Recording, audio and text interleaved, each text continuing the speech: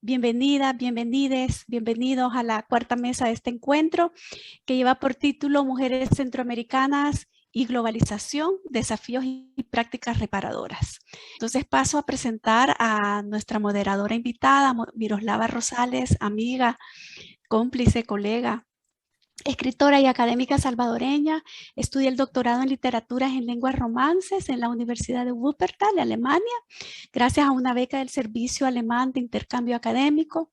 Es maestra en literatura hispanoamericana por la Universidad de Guanajuato, México. También es integrante del Working Group Identities and Communities de la International Latin American Network de la Universidad de Oxford, así como de la Red Europea de Investigaciones sobre Centroamérica, REDISCA, y de la Red de Investigación de las Literaturas de Mujeres de América Central, RILMAC. Ha sido editora de la revista mexicana Cuadribio y sus líneas de investigación son masculinidades, guerras, migración centroamericanas, literaturas contemporáneas de México y Centroamérica. Muchísimas gracias, Miroslava, por su moderación. Entonces tiene la palabra. Bueno, muchas gracias, Tania, por el espacio y la oportunidad de poder estar. Yo sé todo el esfuerzo que significa crear estos encuentros, ¿no? Y todo lo que hay detrás que no se ve. Así que muchas gracias y felicidades. Bueno, ahora la mesa que nos convoca esta tarde para Centroamérica y esta noche para Alemania y también para Italia, es Mujeres Centroamericanas y Globalización, Desafíos y Prácticas Reparadoras. Tenemos la oportunidad de contar con Pilar Salazar de Guatemala y Susana Alvarado Montero de Costa Rica. Lamentablemente Lucía de Guatemala no podrá estar con nosotros en este momento, pero esperamos recibir un video o información de su ponencia, así que más adelante daremos más información sobre eso. Presento a Susana Alvarado Montero. Ella es bachiller en lengua francesa de la Universidad Nacional y estudiante de bachillerato en filología clásica de la Universidad de Costa Rica. Se desempeña en las áreas de docencia, traducción e interpretación lingüística, y muchas de sus traducciones literarias son publicadas en su blog Lisette C. Costaricien, Blogspot. Es poeta y miembro de la colectiva Jícaras. Así que doy la bienvenida y muchas gracias.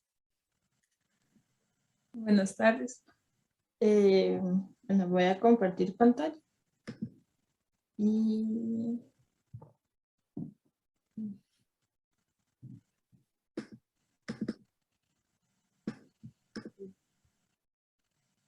me dice si pueden ver, por favor. Sí. Sí, solamente ponerlo en el modo completo. Exacto. Ya. Sí, ok. Perdón. Bueno, buenas tardes. Como ya me presentaron, yo soy Susana Alvarado Montero y hoy voy a compartirles la ponencia La enseñanza de francés como segunda lengua bajo la permanencia de discursos colonialistas en Costa Rica.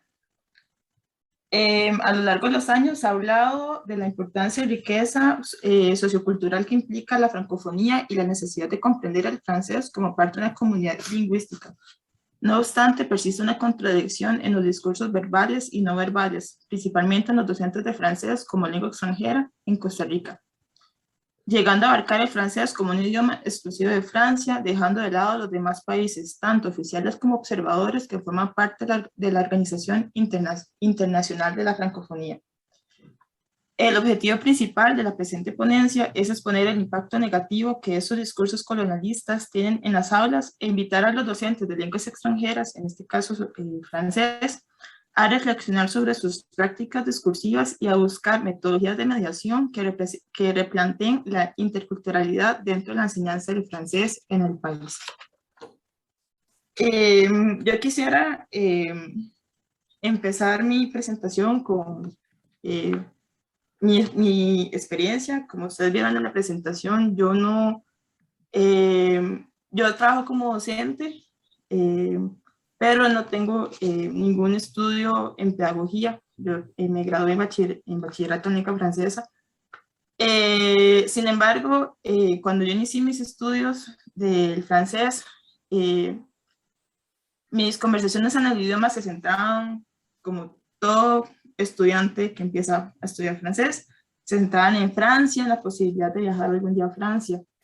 Mentiría que en mis planes a futuro no está contemplado viajar a Francia algún día. No obstante, cuando empecé a ser consciente que el francés era más que Francia, la Torre Eiffel, Le Petit France, las vestimentas de camisas a rayos y una boina, la pregunta constante, ¿cuándo te vas a Francia?, me empezó a generar ruido. Aún hoy, es una pregunta muy recurrente que me hacen colegas del trabajo y sobre todo estudiantes. Y no digo que sea una pregunta que esté malintencionada y que esté incorrecto hacer esa pregunta. Sin embargo, yo conociendo también como el peso histórico que ha tenido la lengua francesa, no solamente en Francia, sino también en países como países o estados francófonos, ¿verdad? Es una pregunta que a mí siempre me ha generado incomodidad, y a partir de esa incomodidad empecé como a investigar un poco más y como a poner más cuidado sobre todo en las prácticas discursivas que tenían o que tienen todavía los docentes de francés en Costa Rica. Antes, quisiera contextualizar brevemente los inicios de la enseñanza de francés como lengua extranjera en Costa Rica y la permanencia del país como miembro observador de la OIF. En 1903, exactamente el 21 de febrero de 1903, Asunción Esquivel, presidenta de la República de aquel entonces, firmó el decreto número 2 en que se oficializaba la enseñanza del francés en Costa Rica.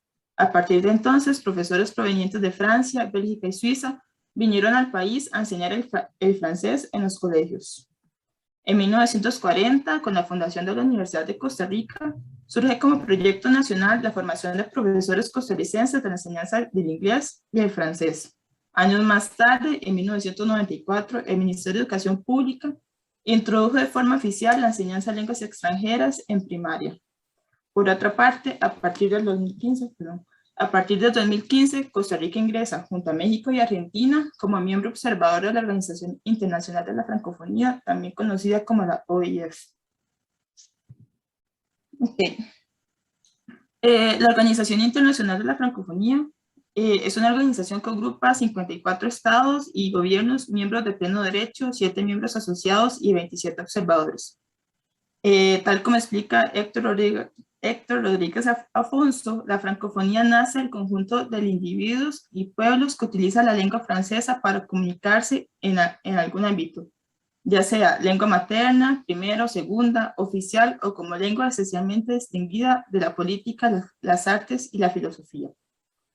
El término francofonía fue propuesto por el geógrafo francés Onésime Deleuze en 1888, periodo en que la Tercera República de Francia empezó ya a perder lo que eran sus periodos, sus territorios coloniales.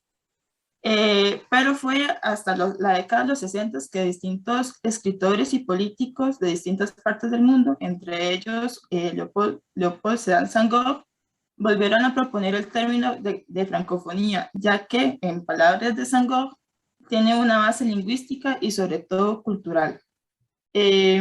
Otras figuras reconocidas como Mongo Betty se opusieron a identificarse como francófonos, pues consideran que era una trampa neocolonial, un intento de Francia de influir en sus antiguas colonias a través de sus lenguas y cultura, prohibiendo de esta manera las lenguas y culturas locales desarrollarse. Actualmente, como afirma Héctor Rodríguez Afonso en su trabajo de maestría Francofonía, Civilización, Contenidos Culturales de Canadá en la enseñanza del FLE a través del manual Essentiel et Plus, Existen muchos manuales que se autodenominan civilización francófona. Lo cierto es que son más que todo una civilización francesa. Sin embargo, esta problemática no se ve únicamente reflejada en los libros de texto utilizados en las clases, sino que en el caso particular de Costa Rica se observan los discursos verbales y no verbales de los docentes del francés, viéndose posteriormente reflejados en los estudiantes tanto de escuela, colegio como universitarios. Marzo es el mes de la francofonía. Durante todo el mes se celebran actividades nacionales e internacionales sobre el orgullo de pertenecer a una comunidad lingüística tan amplia como la lengua francesa, donde idealmente se busca dar a conocer y compartir sobre distintas culturas pertenecientes a la OIF con el público. Mayoritariamente este público es son estudiantes, perdón. Ahora bien, si se observa detenidamente la decoración de ciertos espacios, se encontrarán principalmente con personas disfrazadas de mimos, banderas de Francia y monumentos como la Torre Eiffel y el Arco de Triunfo, puestos de comidas con crepas. Y ahí yo me hago la pregunta, ¿y el resto de países francófonos dónde se ven representados? Voy a citar otro ejemplo. El año pasado me encontré con un video que había compartido la Asesoría Nacional de Francés del Ministerio de Primaria y Secundaria en su página de Facebook. En el video, la docente encargada realiza una introducción sobre lo que los estudiantes van a representar, la importancia de aprender el francés, entre lo que se menciona la oportunidad de conocer otras culturas también de habla francesa. Sin embargo, si se observa con atención la decoración que utiliza la profesora, en el fondo se ve una Torre Eiffel y el libro de una portada de Le Petit Prince.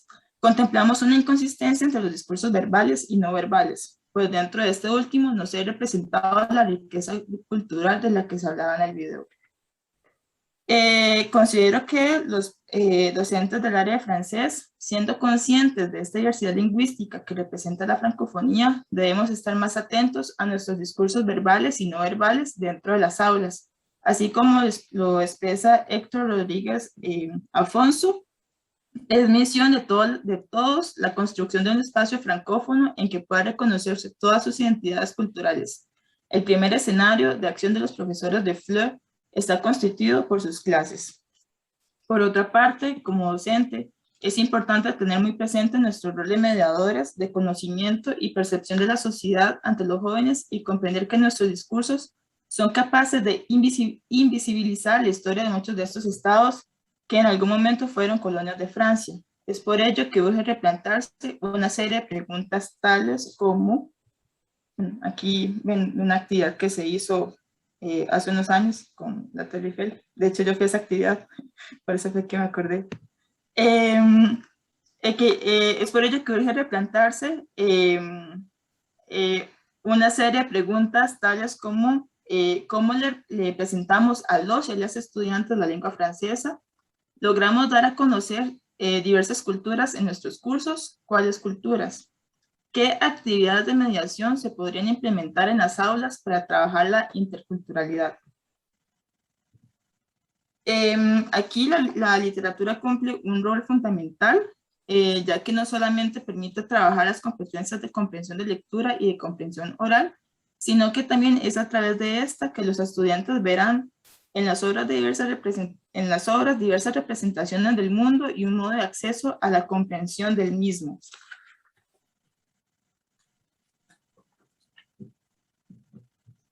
Como decía en un artículo, Sarah Fortier, Sarah Privat y Julien Turin, enseigner la littérature, c'est avant tout former des lecteurs ou lectrices qui verront dans les œuvres diverses représentations du monde. Encourager le développement d'une lecture qui, si elle n'exclut pas la lecture plaisir, se veut ici critique. La diversité de ces représentations interrogées par les corpus proposés doit renvoyer au rôle de la littérature comme un lieu privilégié de l'apprentissage de l'altérité, un espace de distinction sur soi et un mode d'accès à la compréhension du monde. Esto es la cita que mencionaba anteriormente sobre el rol que tiene la literatura que permite a los estudiantes ver diversas representaciones del mundo y un modo de acceso, de comprender al mismo.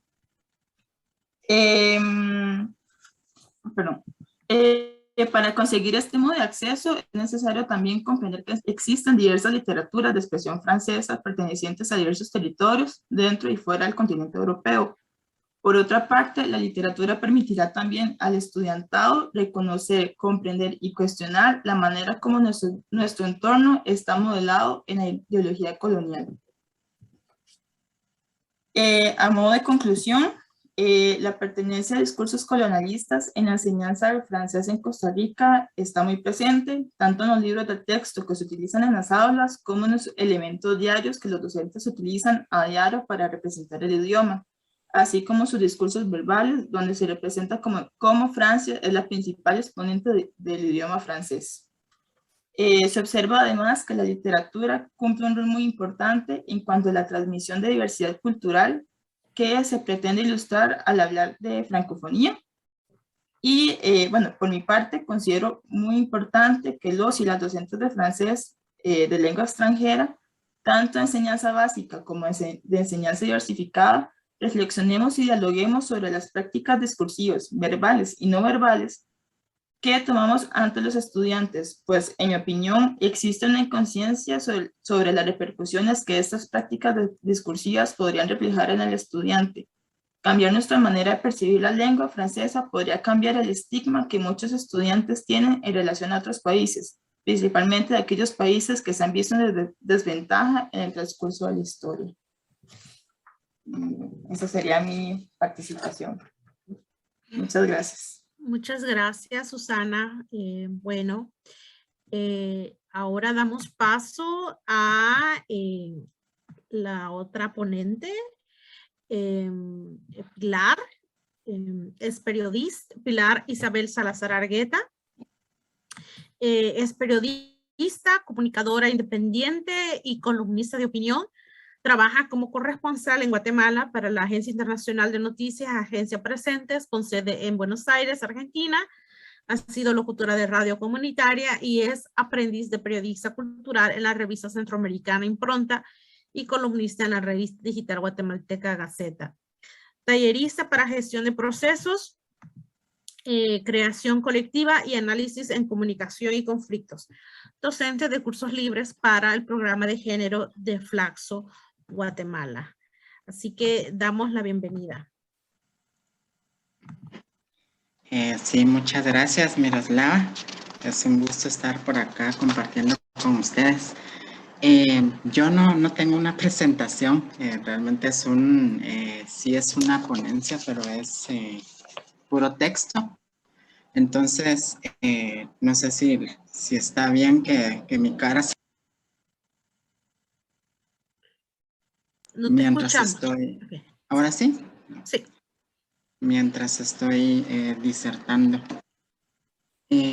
Sí, yo quiero presentarles el tema de mi ponencia, que se llama Hacia una construcción del periodismo comunitario y buenas prácticas periodísticas en Guatemala y Centroamérica. Un breve resumen, una apuesta contranarrativa del periodismo comunitario a la violencia simbólica en los medios de comunicación masivos corporativos hacia poblaciones históricamente vulneradas, poblaciones más LGBTIQ+, pueblos originarios y mujeres. El prefijo más en el acrónimo LGBTIQ+, es un aporte de la antropóloga Mushe Amaranta Gómez, quien propone que se debe hacer un reconocimiento histórico a las identidades disidentes y no binarias que han existido desde antes de la colonización. Por eso la razón del signo más anterior al acrónimo. La presente ponencia busca reflexionar acerca de la importancia del periodismo comunitario en Guatemala y la región centroamericana y las buenas prácticas periodísticas en general, surge de la necesidad de dialogar, aprender, reflexionar y evidenciar cómo los medios masivos, corporativos de comunicación, narran las historias de manera violenta y sistemática, las historias de las poblaciones que siempre han sido vulneradas, como la más LGBTIQ+, mujeres y pueblos originarios, perpetuando en el imaginario social el racismo, el estigma y la discriminación. Es también una propuesta contranarrativa, disculpen.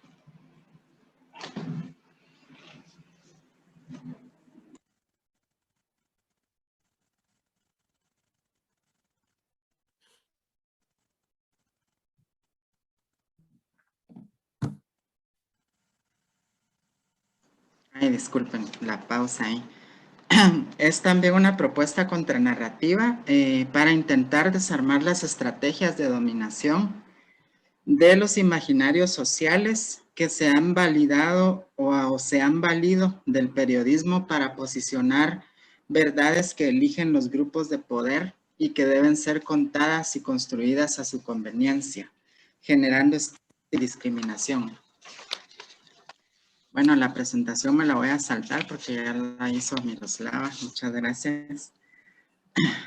Quisiera iniciar citando un fragmento de la reciente producción del Manual para Periodistas y Activistas que hemos realizado en conjunto con la agencia de noticias Kilómetro 169 y la revista Ruda en Guatemala. Abro comillas. El periodismo comunitario se hace desde el conocimiento del entorno, desde donde se cuentan las historias o se narra la noticia. Su principal interés son los sujetos históricamente marginados. También se le puede llamar popular, indígena, alternativo, independiente, medios libres o autónomos.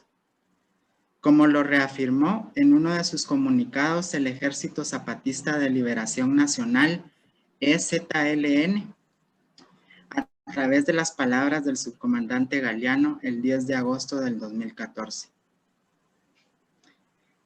Manual para periodistas y activistas más LGBTIQ+. Cierro la cita. Palabras clave para esta ponencia: periodismo comunitario, buenas prácticas narrativas, más LGBTIQ+, contranarrativas, sujetos políticos, sujetas políticas, interseccionalidad. Inicio con esta pregunta. ¿El periodismo comunitario es el que ejerce la comunidad? ¿Lo comunitario es aquello que busca el bien común?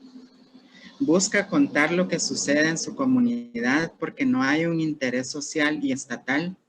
¿Qué es lo comunitario? Son las preguntas que me surgen de la necesidad de entender cómo son narradas en las sociedades las historias de los grupos que siempre han sido vulnerados y que están comprendidos generalmente en comunidades.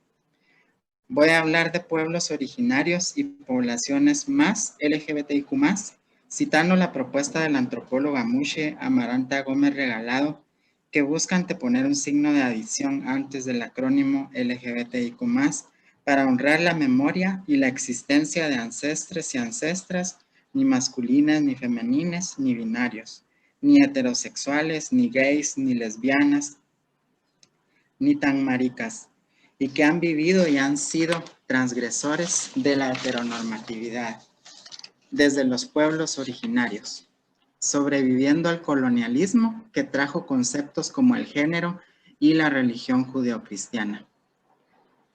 Hablar de periodismo comunitario es la necesidad que surge de narrar hechos que suceden en una comunidad y quien lo hace es parte de la misma, desde el conocimiento de sus propias experiencias o cercanas a la comunidad o comunidades.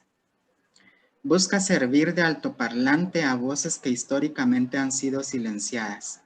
Crea una narrativa más humana y pone en el centro a las personas, al sujeto precarizado, violentado y marginado. Cada vez es más necesario contrarrestar la ola de violencia física y simbólica ejercida contra pueblos originarios y poblaciones más LGBTIQ+, y una manera es narrar lo que está pasando, pero no solo contar desde un lugar sin conocimiento de los contextos, desde la urbanidad o el privilegio. Muchas mujeres lideresas en sus comunidades han tenido que tomar el papel de narradoras de lo que está sucediendo. Abuso de autoridad por parte de los gobiernos locales, el racismo y otras formas de violencia que se enfatizan en razón de etnia, género y orientación sexual. Lo dijo Anastasia Mejía, periodista comunitaria en Joyabaj, Quiché. Abro cita. El dolor y la rabia van de la mano. En el primer momento que uno como mujer desde los pueblos originarios ve a otra mujer hablar, opinar desde otra perspectiva, que somos perseguidos porque sabemos que nuestro Estado es racista, patriarcal y opresor. Y no es fácil, y eso causa mucho dolor, ver en las comunidades que hay muchas necesidades, mucha pobreza, sobre todo en mi municipio de Joyabaj, Quiché, donde hay una alta tasa de migración, pero sorprende mucho ver que hay mucha pobreza. Cierro cita. Esto es un fragmento del conversatorio que hay después de la Digna Rabia, realizado desde el Centro de Formación, Sanación e Investigación Transpersonal Canil en Guatemala. Anastasia Mejía es una periodista comunitaria que había estado recibiendo violencia por parte del Estado de Guatemala y había sido presa política. En la academia y el periodismo comunitario. No hay un concepto duro académico del periodismo comunitario, porque nace de las calles, de las comunidades indígenas, de las mal llamadas minorías, transgresoras de la heteronormatividad. Es un ejercicio de a pie, donde los sujetos son los que narran las historias y al mismo tiempo quienes sufren opresión. Sin embargo, existen antecedentes epistemológicos comunitarios como las reflexiones de la Asociación Mundial de Radios Comunitarias en Guatemala, AMARAC, Guatemala, a través del libro Derecho a la Comunicación en Guatemala, ¿para quiénes? Apunta a que los medios de comunicación comunitarios, tanto radios comunitarias como medios alternativos escritos, no son resultado de capricho ni de la rebeldía gratuita. Este libro sistematizó desde Guatemala, a través de los sentires, una enorme lista de porqués y para qué sobre la existencia de medios comunitarios. Acá un listado. Luchar y tener esperanza, porque es un medio para rescatar la cultura, especialmente la cultura maya, porque la radio se hizo para reproducir la vida, porque me gusta que la gente más pobre y necesitada despierte su conciencia. La radio es una necesidad para la comunidad, porque nos gusta hablar libremente, porque quiero que la sociedad cambie y no haya discriminación, porque puedo tocar corazones, por el deseo de sentir y estar al servicio de la transformación, la solidaridad de luchar por las causas justas. Recientemente tuve un diálogo con una de las autoras del libro, mi querida colega y amiga Amalia Jiménez Galán, y le hice la pregunta, ¿hay reflexión académica respecto a la comunicación comunitaria? A lo cual ella me comentó, abro cita, hay academia interesada en sistematizar y teorizar prácticas de comunicación comunitaria. En la Universidad de La Salle, en Colombia, en la de La Plata y Quilmes, en Argentina. Y en algunas otras, pero no muchas más. Cierro la cita. Luego encontré un acercamiento de la academia a la comunicación comunitaria a partir de la investigación, prácticas de comunicación para la movilización y el cambio social en el 2018, hecha desde la Universidad de Antioquia, en Colombia, realizada a partir de dos grupos, los colectivos de comunicación que interactúan en los márgenes de la ciudad de Medellín y las experiencias de formación en programas de comunicación vinculadas al mundo académico. Entonces, ¿cuál es el papel de los medios de comunicación, ya sean comunitarios o corporativos, ante la violencia por prejuicio? Del periodismo se hace un oficio, dirían.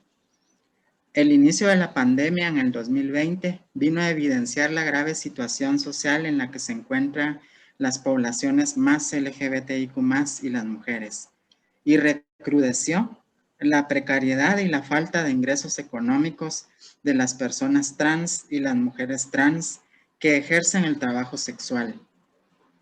Abro cita: la situación de violencia hacia personas trans durante la pandemia se ha agravado, pero también se ha visibilizado la exclusión social que viven en Latinoamérica. Cierro la cita. Así lo narra el informe Las vidas trans en tiempos de pandemia, de la Red Latinoamericana y del Caribe de Personas Trans. La cuarentena, los toques de queda, la emergencia sanitaria, la prohibición de circulación y la falta de políticas públicas con enfoque de derechos son las situaciones que agudizaron las violencias en su contexto de vida, mientras se ha olvidado otras pandemias como el VIH y el prejuicio. En Guatemala, en el 2020, sucedieron 19 crímenes por prejuicio y odio. 6 mujeres trans, 1 hombre trans, 11 hombres gays y 1 bisexual, indica el Observatorio por Muertes Violentas de la Red Nacional de la Diversidad y una publicación en Agencia Presentes. Mientras que en el 2021 van sumando ya 21 crímenes por odio y prejuicio. Sin embargo, en ninguno de los medios corporativos locales aparecen estas noticias que parecieran no ser de interés social. ¿Qué pasó con el travesti capturado? ¿En qué prisión está? Es el titular de un medio de comunicación digital en el 2017, luego de que una mujer trans migrante fuera detenida por defenderse de un cliente mientras ejercía el trabajo sexual. Otras frases que acompañaban la nota eran: la noche, abro cita, la noche del sábado, un hombre vestido de mujer fue capturado por la Policía Nacional Civil. Cierro la cita. Abro cita.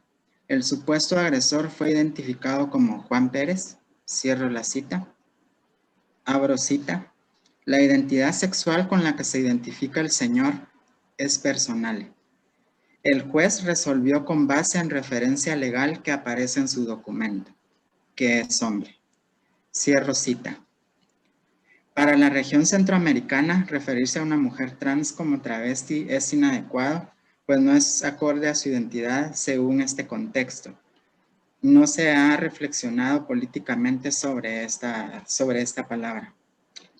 La dignidad y el respeto hacia las personas trans sigue siendo violentada en los medios corporativos cuando se cubre una noticia de esta índole, perpetuando imaginarios sociales estigmatizantes y de prejuicio.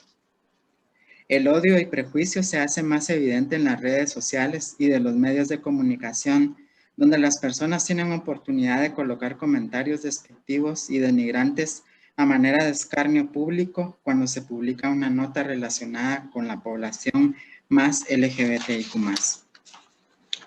Según los estándares establecidos en la Convención Americana, abro cita, la CID y su Relatoría Especial para la Libertad de Expresión subrayan que deben aportarse un enfoque comprensivo que vaya más allá de las medidas legales e incluya medidas preventivas y educativas para responder y combatir el discurso de odio.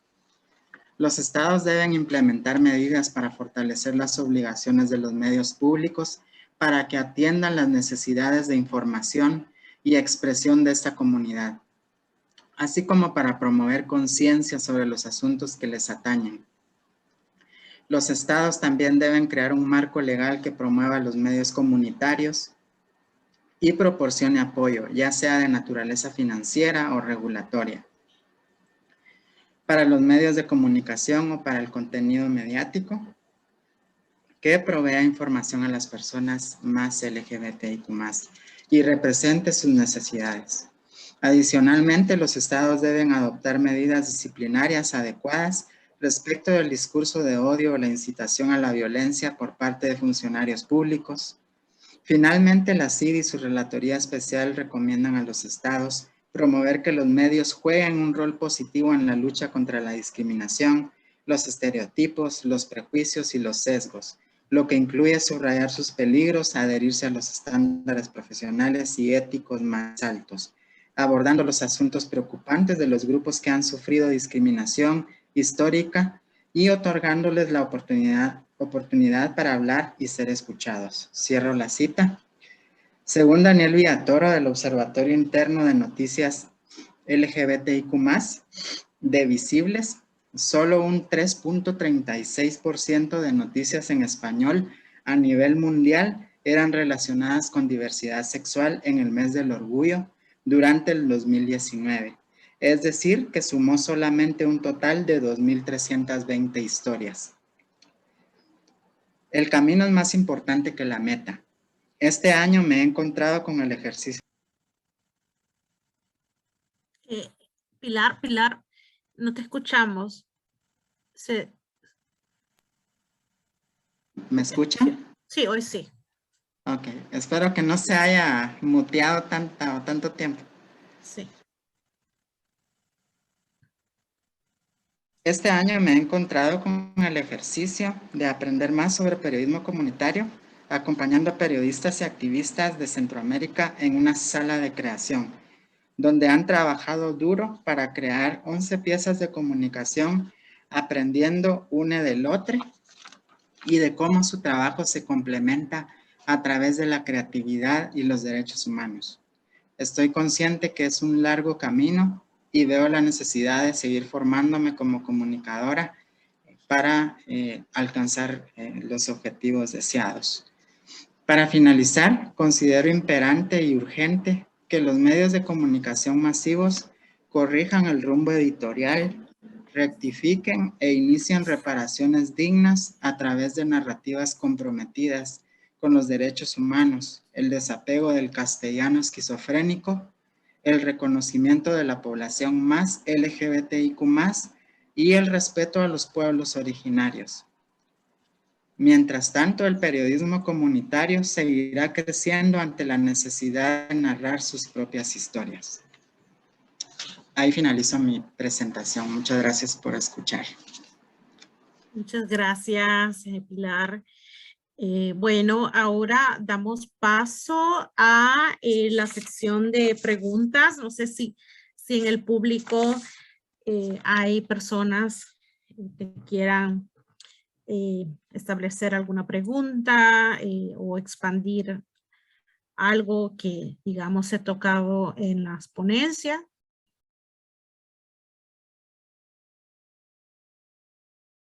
Sí, Tania. Buenas, muchas gracias Susana y Pilar por sus exposiciones. Pilar, yo le quería preguntar sobre esto último que usted mencionó, sobre estos talleres de escritura. Me parece algo primordial porque en la mesa de ayer precisamente estuvimos hablando sobre qué se podía hacer desde el periodismo, cuál es el nuevo lenguaje que se tiene que usar, cómo deben ser esas narrativas, la sensibilidad en torno a esto. Entonces, si nos pudiera contar un poco sobre esta experiencia en este taller, cómo han abordado todos estos temas, me parece importante conocer esta experiencia. No sé si respondo ahora o... Sí, sí puede responder, sí. Ok, gracias Tania por la pregunta. En realidad, de hecho estoy ahorita en Costa Rica, no estoy en Guatemala. Pues les cuento esto porque estamos presentando la finalización de esta primera etapa del proyecto de la sala de creación. Esto fue un proyecto desarrollado con el apoyo de IVOS Latinoamérica y la agencia de noticias Kilómetro 169, la revista Ruda en Guatemala y Prensa Comunitaria en Guatemala. Esto fue gracias a estos medios de comunicación y a IVOS. Tuvimos 10 sesiones donde hicimos una sala de redacción virtual que que le llamamos sala de creación. Este ambiente lo que buscaba era encontrar a periodistas y activistas de la región centroamericana. Estuvieron periodistas y activistas de Guatemala, de Nicaragua, Costa Rica y El Salvador.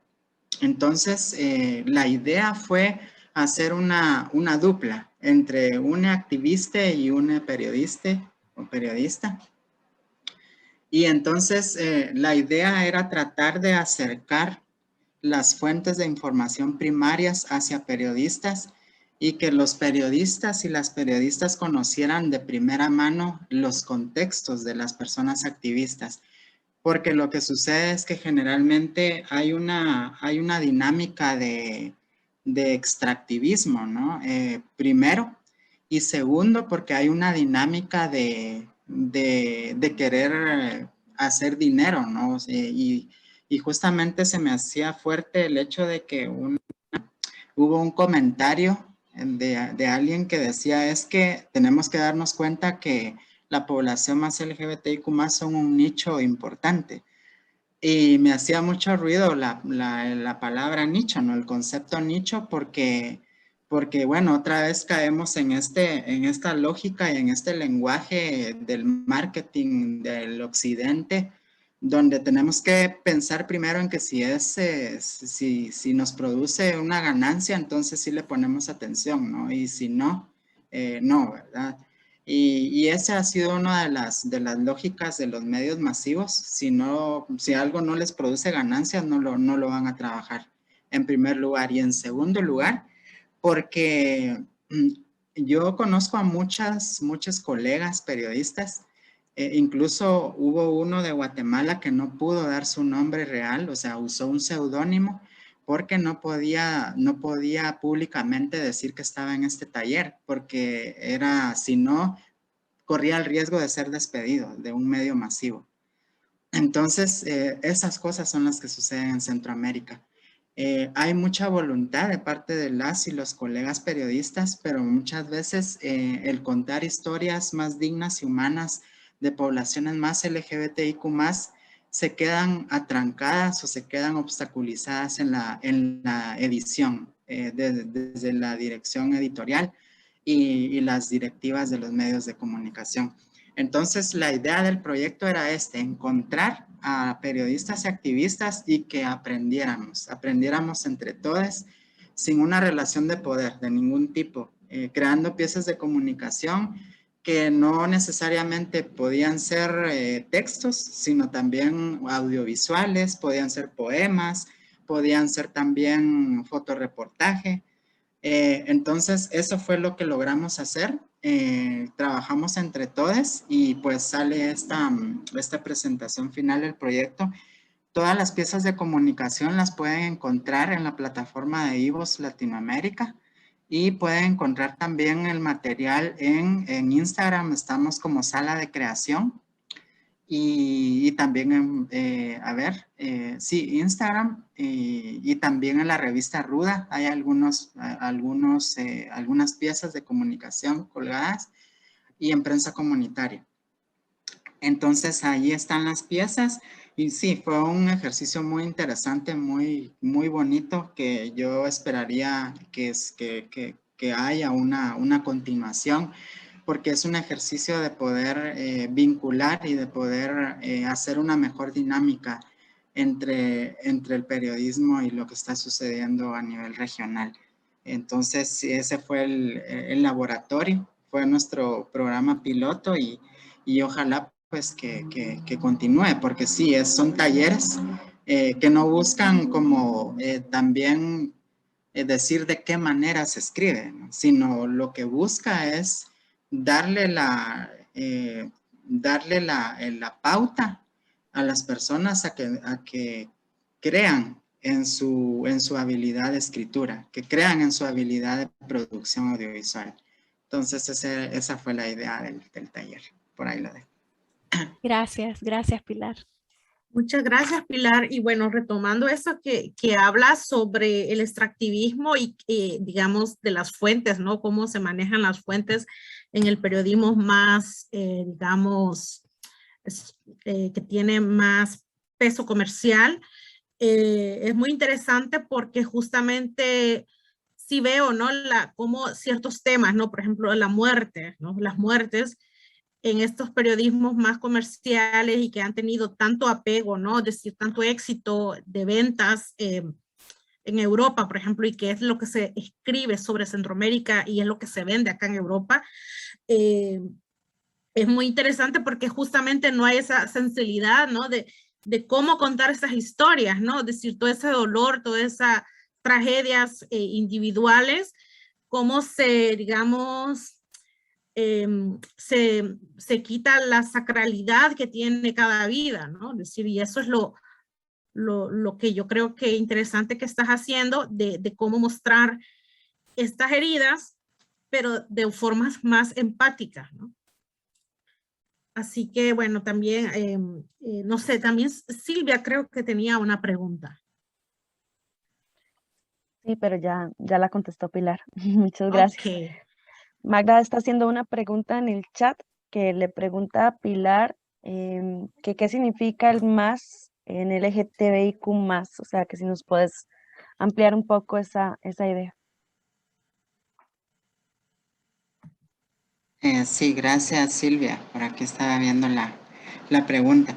Sí, el signo más que antepone al acrónimo LGBTIQ+, es una propuesta de la antropóloga Mushe Amaranta Gómez Regalado, quien menciona que es importante reconocer y de honrar a los ancestres y a las ancestras que ya existían antes de la colonización. Ya habían identidades mushes, ya habían fafafines, ya habían hijras, ya habían personas disidentes, ¿no? Que en ese momento no eran disidentes porque la colonia vino a marcar esa diferencia, ¿no? Es como el racismo, ¿no? Que el racismo antes de la colonia no existía. Entonces, lo mismo sucede con lo LGBT. Entonces, es una forma de honrar y de dignificar a nuestros y nuestras ancestras disidentes de la heteronormatividad antes de esta sopa de letras.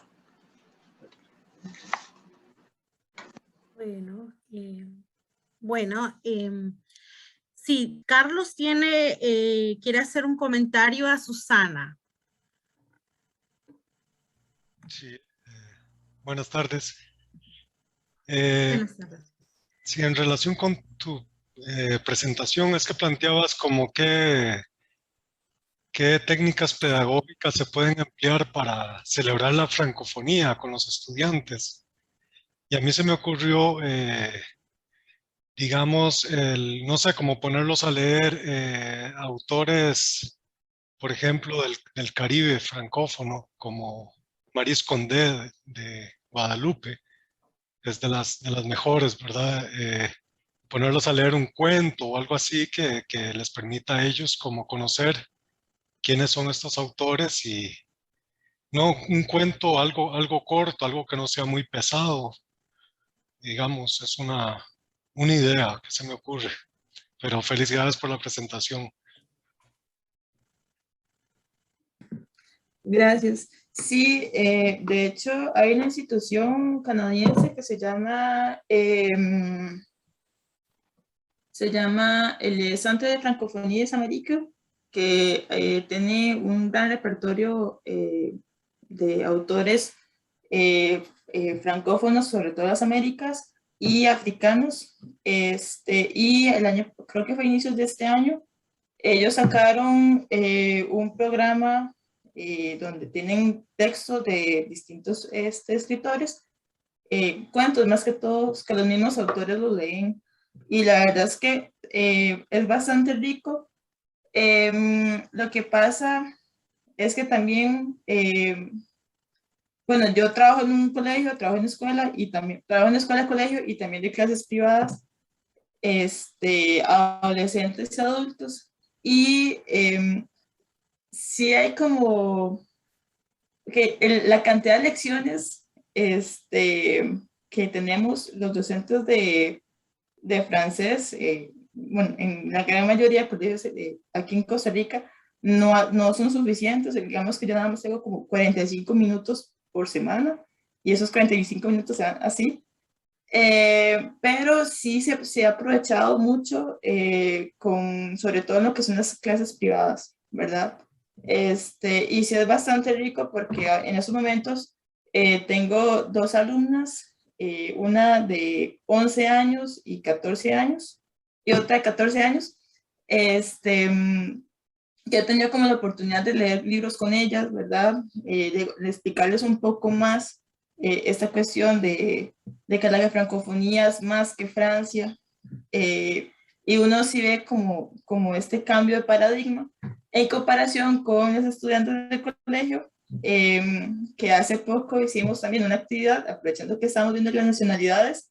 Yo les había puesto el primer trimestre, les había puesto como investigar sobre un personaje francófono, y el trimestre pasado los puse a investigar sobre un país francófono que no fuera Francia. Y fue bastante interesante y preocupante, la verdad, porque casi como porque yo no quise hacer, o sea, yo lo quise como hacerlo de manera libre, ¿verdad? Pero sí me preocupó porque la mayoría de los chicos escogían Canadá, escogían Bélgica, Suiza, y habían muy pocos que escogían países africanos. Y me acuerdo que había una que yo le hice como la sugerencia de escoger Haití, y la reacción de ella fue, pero ¿por qué Haití? O sea, Haití no tiene nada que ver con el francés. Y yo decía, pero tenés que investigar sobre lo que es la OIE, ¿verdad? Dentro de todo el programa que se está dando. Y, o sea, y a raíz de eso yo veo como, ok, si nosotros los docentes no cambiamos también como nuestra forma de ver el francés, ¿verdad? Jamás los chicos van a entender que Haití, por ejemplo, también forma parte de esta comunidad lingüística. Pero muchas gracias por el comentario. Mucho gusto. Hola, Susana. Sí, bueno, retomando el tema de cómo se enseña, es muy interesante porque sí he notado, ¿no? Como este dominio, por ejemplo, cuando estudias inglés, siempre es como Estados Unidos el gran paradigma, ¿no? Es decir, siempre está esa norma colonial, ¿no? Incluso ahora que yo vivo acá en Alemania, algo que me molesta es que la gente dice, sí, ella habla alemán con acento. Entonces yo siempre cuando dicen eso, yo les digo, bueno, es que todos hablamos con acento, es decir, eso, pero es decir, ¿cómo está esa diferenciación, no? De que este no pertenece a mi comunidad porque ella no es nativa.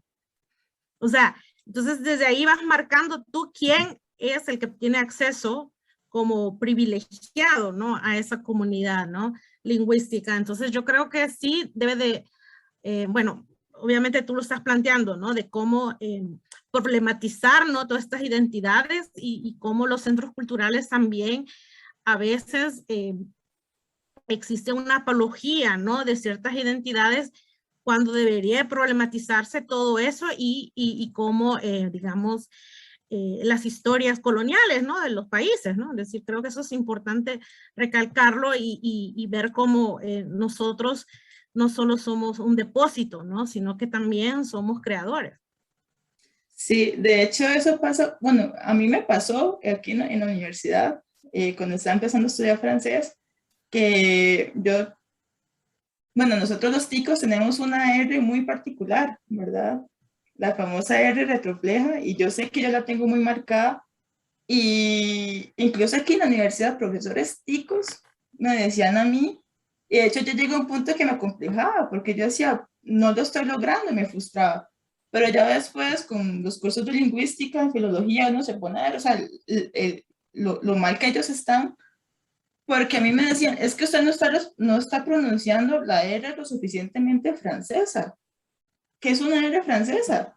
Inclusive ustedes se ponen a ver en Francia, cómo varía el francés en París o en el norte, es muchísimo más, o sea, es completamente distinto al francés que se habla en el sur. Entonces, no sé, yo siento que el problema, uno entiende que hace falta enseñar el idioma a partir de una lengua estándar, ¿verdad?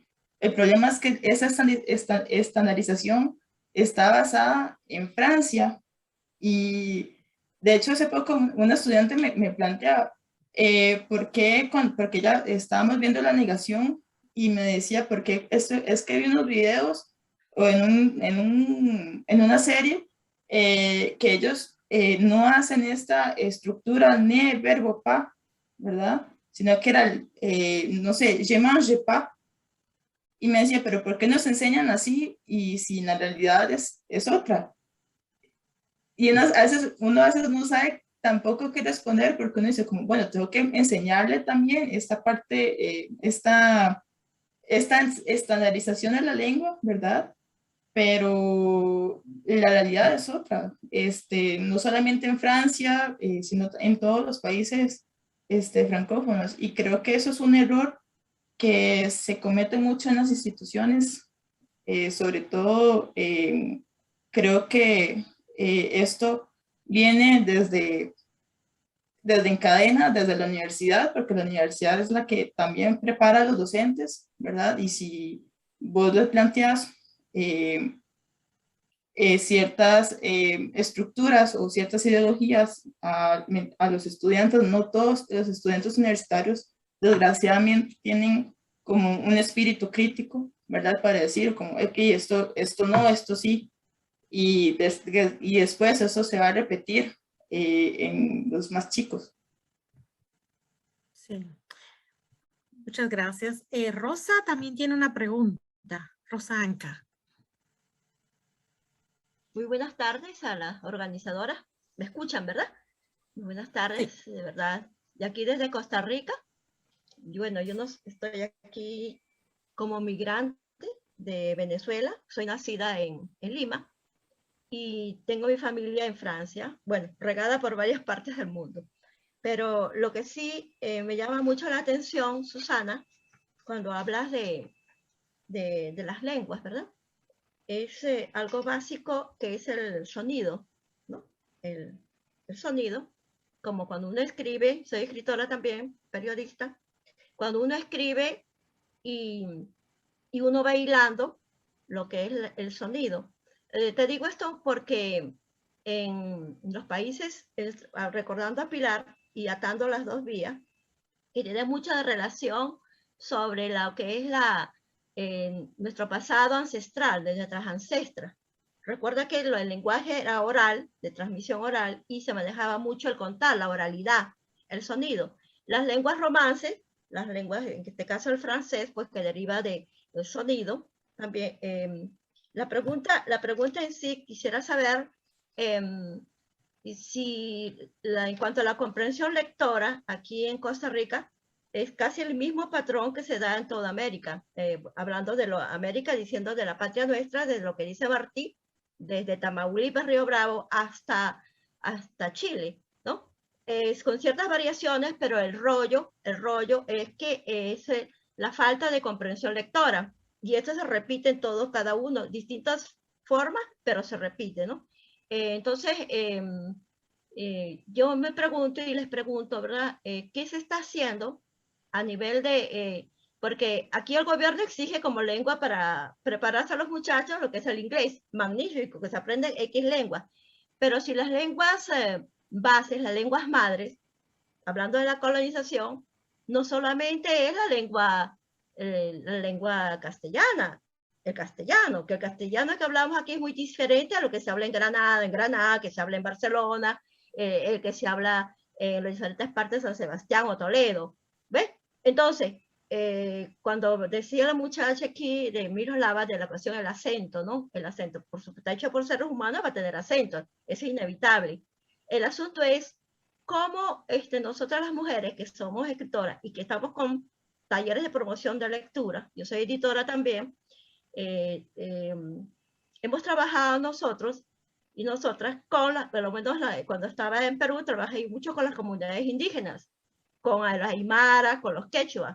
Y luego después, cuando estuve en Venezuela, seguí trabajando con las lenguas que yo trabajaba ya, por ejemplo, hablaba con los chaimas y los guaraos. Entonces, sale una cosa muy importante, porque cuando estoy en Costa Rica, o sea, América Central, yo nunca he hecho la diferencia de América Central. Para mí, América Central es una sola, siempre, ¿verdad? No he tenido mi percepción imaginativa ni nada, y menos pensaba iba a estar en Costa Rica, y menos en Guatemala. O sea, para mí esos son países. Es la misma tierra. O sea, por eso que le hablo de la patria grande.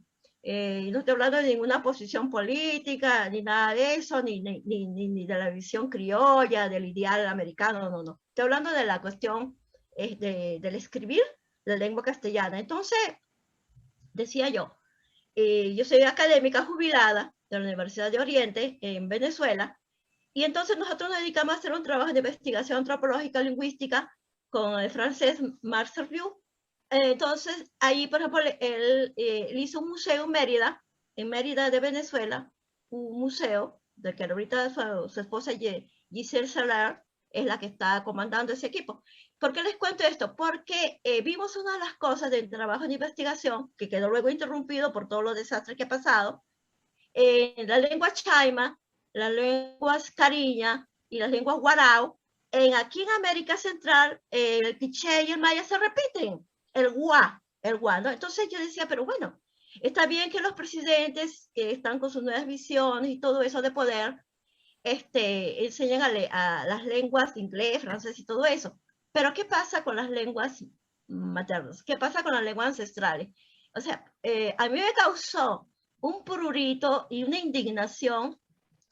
Bueno, ya se me pasó ayer, cuando, por ejemplo, muchas guatemaltecas y muchas, conozco que hay una cantidad de refugiados aquí en el Parque Central, aquí, que están pidiendo real, o sea, están pidiendo dinero, ponen aquí su letrero que dice, soy refugiada, pidiendo ni siquiera 500 colones, piden 100 colones, 200 colones para comprarse un cambur, o sea, un banano, ¿no? Para pasar el día.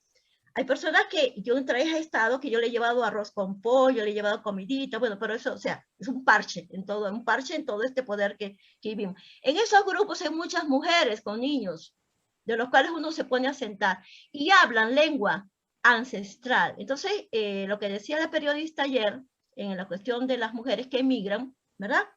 No es hacer un trabajo de edición, no es enseñar la lengua, tenemos que ir al fondo que significa lo que decía Pilar, ¿no? La colonización. Cuando dice LGTBQ y más, habría que agregar también, no solamente la cuestión, claro, yo entiendo aquí la cuestión que es importantísima con lo que están haciendo, pero habría que poner también el ojo en cuanto a las lenguas, en las lenguas. Entonces, mi pregunta sería si están haciendo trabajos aquí en Universidad de Costa Rica, trabajos con los bribri, conozco eso, mire, es tan desastroso. Yo pensaba,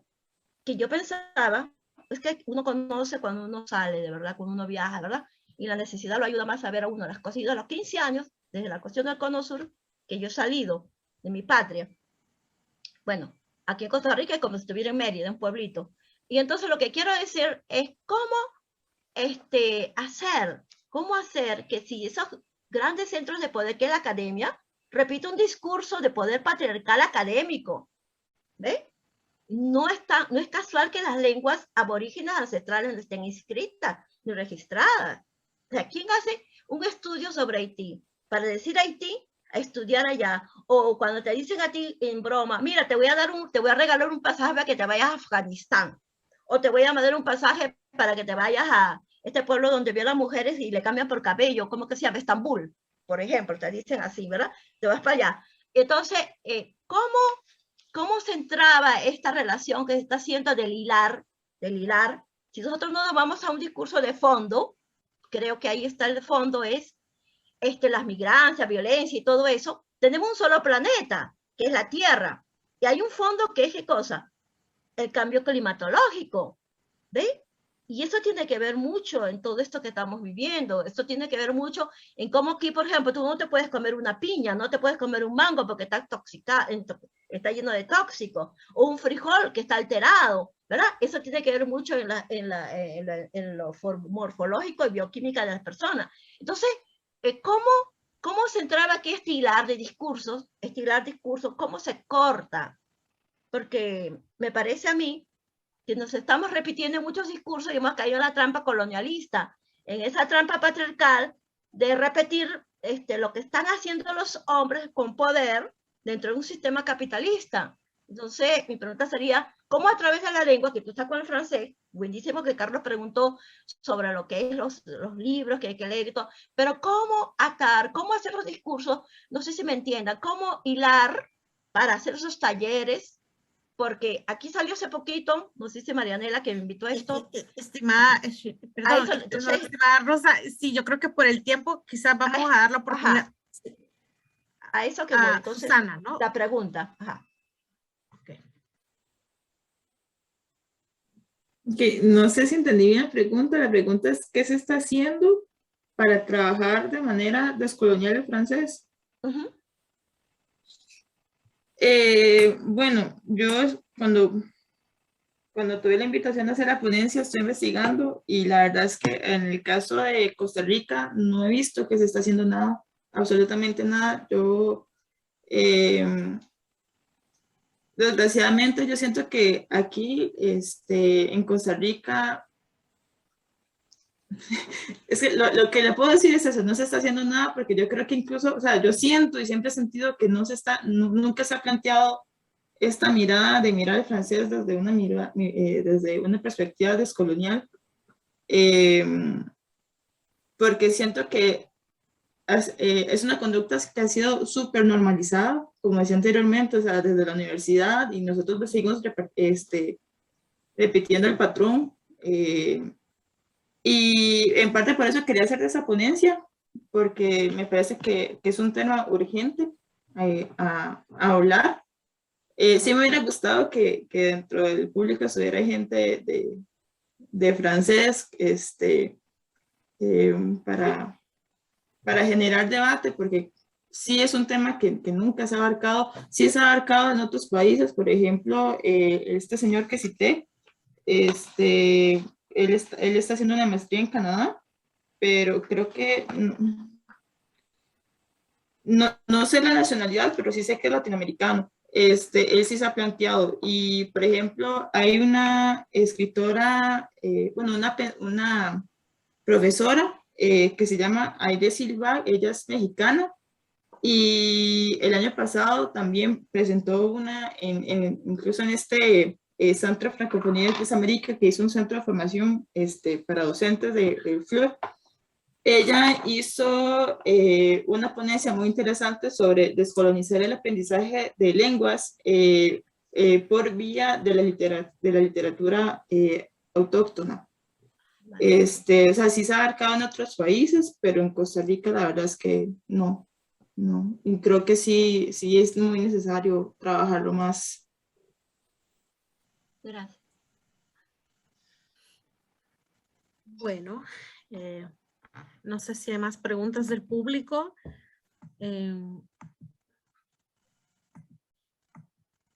Y bueno, quizás retomando un poco sobre la cuestión del Estado, ¿no? Es decir, cuál ha sido el papel del Estado en todas esas construcciones narrativas, en estos discursos, ¿no? Coloniales que obviamente moldean, ¿no? Los cuerpos, las mentes y que sin duda las universidades son parte también, ¿no? De estas estructuras que han sido, digamos, las que han generado esas condiciones, es decir, estas estructuras de poder, ¿no?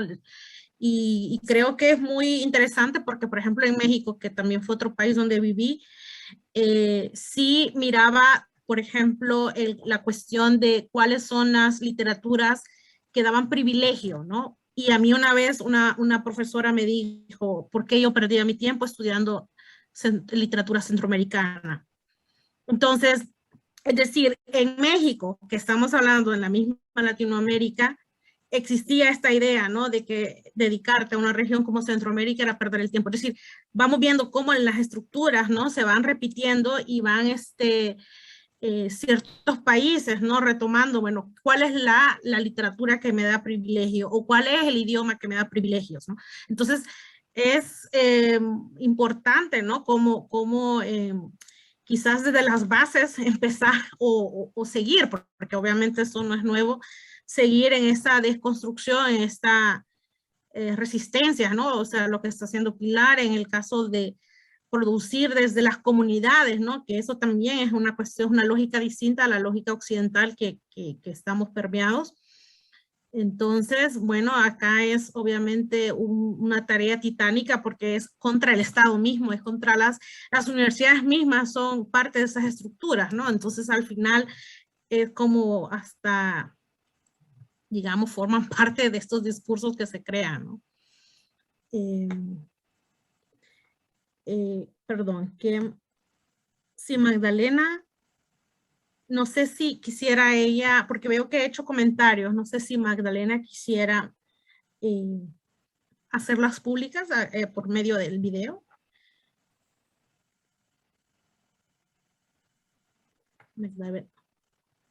No es, perdón, Miroslava, es Magda, no Magdalena. Ah, perdón, Magda Zavala, perdón. Estoy.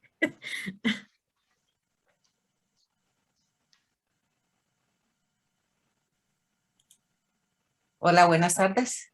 Sí, hola, buenas tardes. Sí, bueno, es que me parece que la antropología, para ampliar un poquito primero la pregunta que le decía Pilar, la antropología no siempre ha estado del lado de las relecturas necesarias de descolonización, sino todo lo contrario. Entonces hay que tener cuidado con las categorías.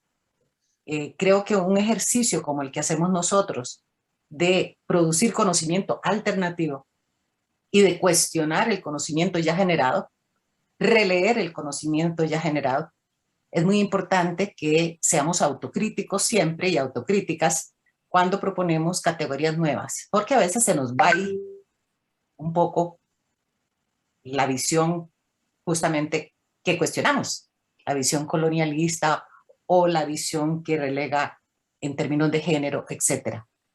Y me parece que hay dos problemas en el plus. Ahora vi otro, el que ya les mencioné en el chat, decir que las culturas originarias no son ni pueden ser un plus, nunca, puesto que son la base, una de las raíces de la cultura en América Latina, sino que además ver solamente ancestros y ancestras implica reproducir la visión colonial, neocolonial. A mí me interesa mucho la parte neocolonial, porque colonial es del pasado, neocolonial es lo que nos sucede en el presente. Entonces, siempre recuerdo a History Channel, cuando dice y presenta a los mayas como culturas extintas, que dejaron unos edificios maravillosos en la montaña, enterrados en medio de la naturaleza abarcadora que subió y se los comió. Y esos son los mayas para ellos.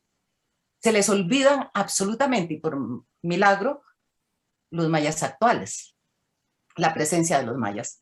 Entonces, igual, valorar solamente ancestros implica olvidar la presencia actual, que los indígenas son parte de nuestra vida social, son grupos que, como nosotros, mestizos, convivimos en una época histórica dada y que convivimos en situación injusta también.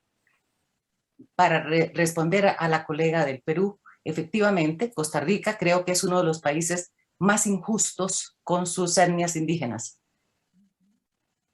En los últimos 40 años, yo me he sumado mi voz a los que y a las que hemos protestado desde la academia y desde la sociedad en términos generales, frente a la manera en que el aparato del Estado costarricense ha visto a los indígenas. Esta es una de las sociedades más excluyentes de los indígenas. ¿Por qué? Porque nos consideramos blanquititicos todos y del Valle Central. Por eso lo tico, ¿verdad? Y todos los que no corresponden a esa visión identitaria, entonces somos sobrantes. Yo digo que somos porque yo me identifico con el Guanacaste. entonces soy de la periferia. Ese es un problema serio en Costa Rica. Si no, ya se habría incorporado de algún modo las lenguas indígenas originarias como parte del currículum de las universidades. Se enseñaría lenguas. Se les estudia desde la lingüística, pero se les estudia como un objeto exterior que es únicamente para observarlo, no para incorporarlo. Entonces, ahí hay un problema seriosísimo también.